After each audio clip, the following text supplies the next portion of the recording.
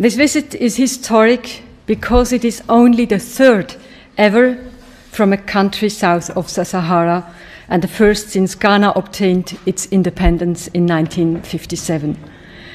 At the same time, today is the logical consequence of a lengthy development, because relations between Switzerland and Ghana have for decades been characterized by mutual respect. Not every connection between our two countries can be deduced at first glance.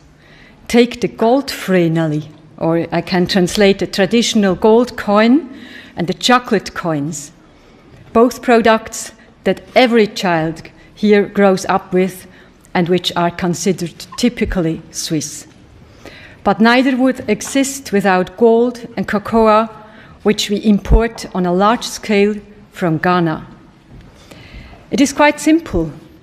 We need the raw materials, and you have the raw materials. The resulting trade and business should benefit both countries. This principle is part of mutual respect. Gold and cocoa can create work and wealth in both countries.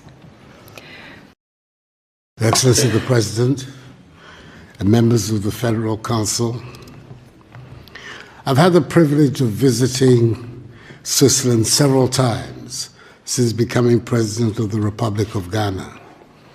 My last visit was to Davos nearly a month ago, where I participated in the 50th anniversary meeting of the World Economic Forum, at the invitation of its founder and executive chairman, the world-renowned Professor Klaus Schwab. Happily, it is much warmer here in Bern. I thank President Simonetta Sommaruga, head of the 7-member Federal Council, for the honor of this state visit and for the opportunity to make this brief statement in the Federal Assembly, Switzerland's 2-century-old House of Parliament. Excellencies of the Federal Council, relations between our two countries date back to the 19th century, when the Basel missionaries arrived in the then Gold Coast, now Ghana, to undertake evangelical work. The missionaries pioneered the establishment of educational institutions across the country, including our first agricultural school at Blackrepat, my paternal hometown, in the eastern region of the country. Indeed, my own late father, President of Ghana's Second Republic, who was deeply imbued with the Presbyterian attributes of discipline, industry, integrity, and thrift, was a famous product of Blackrepad's celebrated Salem School. They are also credited with the establishment of health facilities, including a missionary hospital at Agogo in the Ashanti region, and were instrumental in the spread of the cultivation of cocoa, a commodity which has been for the last century the mainstay of the Ghanaian economy. The Christian community in Ghana is greatly indebted to the Basel missionaries, who are also responsible for the translation of the Bible from English into 2 of the main Ghanaian languages, and who have been accorded due honor by us.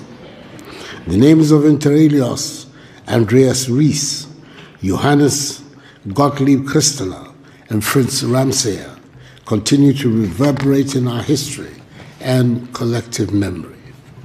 I've also personally benefited from these very good relations, because the first European head of state to visit Ghana when I assumed office as the 5th president of Ghana's 4th Republic on 7 January 2017 was your 91st president, Her Excellency Mrs. Doris Leuthard. Excellencies, in recent times, the ties of friendship and cooperation between our two countries have grown even stronger. Technical and financial assistance from the Swiss government, which has provided to the Kofi Annan International Peacekeeping Training Center, have helped it carry out its activities and achieve its vision of becoming the preferred center on the continent for training, education, and research in matters of African peace and security. Again, in September 2014, the Swiss government provided assistance to Ghana, which helped ensure that the country did not record a single case of Ebola, the virus which unfortunately ravaged some neighboring countries in West Africa. In May 2017, our two countries signed a $2.6 million United States remittance grant facility to help lower the cost of remitting money to Ghana. Ghana is currently Switzerland's largest trading partner in sub-Saharan Africa, largely from the export of gold and cocoa to Switzerland and the import of chemical and pharmaceutical products, as well as light machinery and military equipment from Switzerland. However, as I have stated on occasion, Ghana no longer wants to be dependent on the production and export of raw materials, including cocoa beans. We intend to process more and more of our cocoa in our country with the aim of producing more chocolate ourselves, because we believe that there can be no future prosperity for the Ghanaian people in the short, medium, or long term if we continue to maintain economic structures that are dependent on the production and export of raw materials. We intend to add value to our raw materials, industrialize and enhance agricultural productivity. This is the best way we can put Ghana at the high end of the value chain in the global marketplace and create jobs for the teeming masses of Ghanaians. It is for this reason that my government continues to put in place a number of measures aimed at attracting investment into Ghana, as well as stimulating growth of the private sector. We have succeeded over the last 3 years in ensuring that all our macroeconomic indices are pointing in the right direction. Cut our fiscal deficit, introduced a monetary policy that is stabilizing the currency and reducing significantly the cost of borrowing, and have introduced a raft of tax cuts which are bringing relief to and encouraging businesses. These interventions have led to Ghana recording an annual GDP average growth rate of 7% since 2017, making us consistently one of the world's fastest growing economies during the period. We are one of the most business-friendly economies in Africa, evidenced in our status as the largest recipient of foreign direct investment in West Africa. Ghana has also been selected to host the Secretariat of the African Continental Free Trade Area, a market of some 1.2 billion people with a combined GDP of US $3 trillion American dollars. It is the world's largest free trade area since the formation of the World Trade Organization.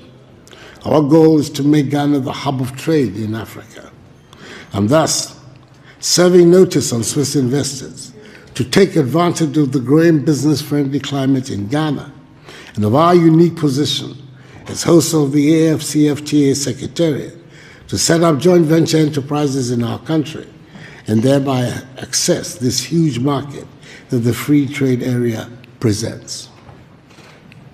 Excellencies, Madam President, I'm pleased to inform you that our country is fully committed to a democratic present and future where respect for individual liberties and human rights, the rule of law, and the principles of democratic accountability are at the core of our body politic. Ghana stands shoulder to shoulder with Switzerland in our joint determination to promote and protect human rights across the globe. I'm hopeful that as we shape the future of Ghana and position Ghanaian enterprises to compete effectively on the world stage, we have friends such as the Swiss Confederation to support us in this objective. We are determined in Ghana to ensure that succeeding generations of Ghanaians do not become victims or pawns of the international economic order, but her beneficiaries. Indeed, the project is a Ghana beyond aid, a Ghana which has discarded a mindset of dependency, aid, charity, and handouts, and is charting a path of self-reliance in her progress, fashioned out of the intelligent and disciplined use of her considerable human and material resources.